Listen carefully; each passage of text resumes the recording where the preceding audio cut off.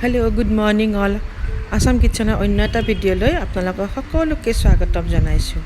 আজি মই ৰাতিপুৱা 7টা বজাৰ পৰা ভিডিঅ'টো ষ্টাৰ্ট কৰিছোঁ।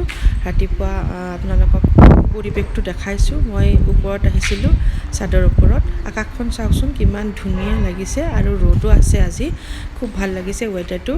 আজি মই ভিডিঅ'ত এটা বেণ্ট' কেক বা লাঞ্চ কেক বা মিনি কেক আপোনালোকে যিটো নাম বিচাৰে সেইটোৱে ক'ব পাৰে, সেইটো এটা ভিডিঅ' শিকাম। মই ফাৰ্ষ্ট টাইম কৰিছোঁ, কিন্তু কাষ্টমাৰে বহুত ভাল পাইছে। তাৰ কাৰণে মই প্ৰিমিক্স বনাই লৈছোঁ। 80 গ্ৰামৰ প্ৰিমিক্স বনাইছোঁ, যিহেতু সৰু কেক ন, সেইকাৰণে। আৰু মৌলটো হ'ল মোৰ 4 ইঞ্চিৰ মৌল। এইটো পাইনএপল ফ্লেভাৰত বনাম। এতিয়া আপোনালোকে জানেই লেয়াৰবিলাক কাটি লৈছোঁ। তাৰপিছত মই এখন টিচু পেপাৰ লৈছোঁ। টিচু পেপাৰ লৈ তাৰ ওপৰত আপোনালোকে বেকিং পেপাৰ ল'ব। মই ভুল হৈ গৈছে, এইটো টিচু পেপাৰ ল'ব নালাগিছিল।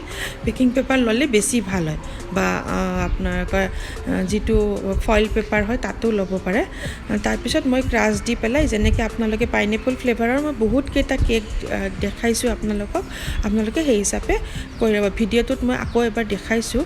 ক্ৰাছ দিলোঁ, তাৰপিছত ফিলিং দিলোঁ, এনেকৈ মই লেয়াৰকেইটা কৰি ল'ম। বেণ্ট' কেকৰ কোনো কেক বৰ্ড নাথাকে।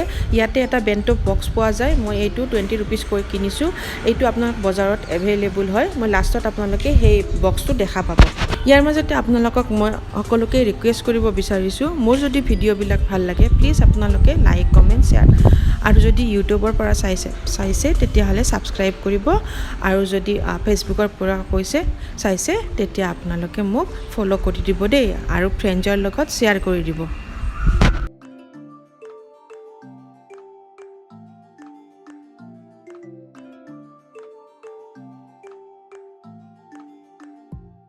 ক্ৰাম্প কোট হৈ যোৱাৰ পিছত ফ্ৰিজত ৰাখিছিলোঁ, আৰু এতিয়া মই ফাইনেল কোটিং আৰম্ভ কৰিছোঁ। যিহেতু মই টিচু পেপাৰখন লৈছিলোঁ, এইটো ওলাই দিলোঁ, ভিজা নিচিনা হৈ গৈছে টিচুখন। মই এতিয়া টাৰ্ণ টেবুলতে ফাইনেল কোটিংটো কৰিব সুবিধা পাওঁ, সেইকাৰণে মই ইয়াতে কৰি লৈছোঁ।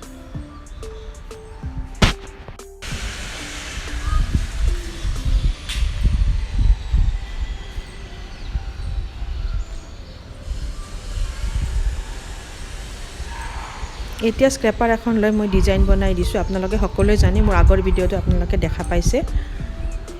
এতিয়া টাৰ্ণ টেবুলৰ পৰা মই টিচুখনত শ্বিফ্ট কৰি ল'ম। আপুনি ইয়াত বেকিং পেপাৰো ল'ব পাৰে। এতিয়া স্প্ৰেৰে মই অকণমান স্প্ৰে কৰি দিছোঁ, তেতিয়া গ্লিটাৰ হয়, এইটো খুব ভাল লাগে দেখিবলৈ কাৰণে। এতিয়া বেণ্ট' বক্স মই কৈছিলোঁ যে, এই বেণ্ট' বক্সত মই এতিয়া সোমাই দিছোঁ, আৰু ইয়াৰ ওপৰত যে ঢাকনটো আছে, এই ঢাকনটো মাৰিব পাৰি।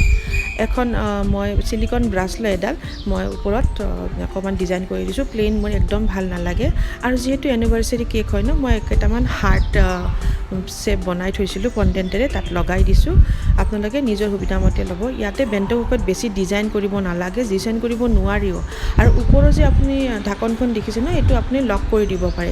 ইয়াতে বেণ্ট কেকক তো আপোনালোকৰ কেতিয়াও মানে কেক বৰ্ড নালাগে, এটা বক্সতে হৈ যায়। কেইটামান স্প্ৰিংকেল দি দিলোঁ। আপোনালোকে ভিডিঅ'টো কেনে পালে নিশ্চয়কৈ জনাব। থেংকছ ফৰ ৱাটছিং। আকৌ নতুন এটা ভিডিঅ'ত আপোনালোকক লগ পাম, তাৰে আশাৰে আজিলৈ আহিছোঁ। Thank you so' much. Bye by.